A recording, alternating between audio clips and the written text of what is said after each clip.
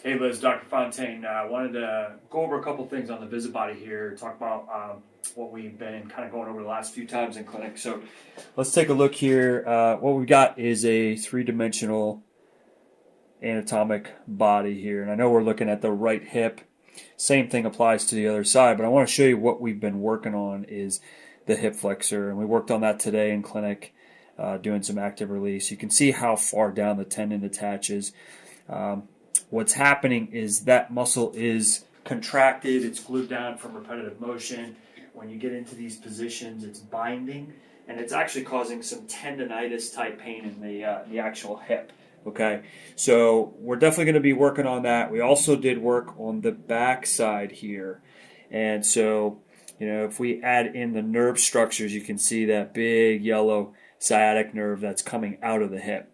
So we talked today about why stretching doesn't work, and the reason being is a lot of the muscle tightness is actually protective guarding. So when those muscles in the hip get tight and reactive from repetitive motion, they start to contract and glue down around the nerve. So we did some release today. We saw immediate improvement in your range of motion. So we're going to continue working on that.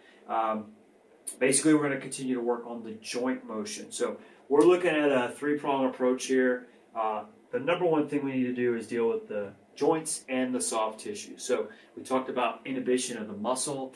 When the joints, particularly the lower back, pelvis, and hip get compressed, it's going to cause the glute muscles to get weak and you're going to lose range of motion here. Also because of the tightness in the hip, you're not going to have a good push off. So we're going to continue to work on that. We're going to use the bands to help mobilize the hip joint. We'll do that next week once you get the bands in. So we're going to use the exercises to round out the overall approach. But the main thing for us right now is the mobility of both the joints and the soft tissues. Okay, so I want you to do the straight leg hip lift or the bent leg. It's a single leg that we did today in clinic.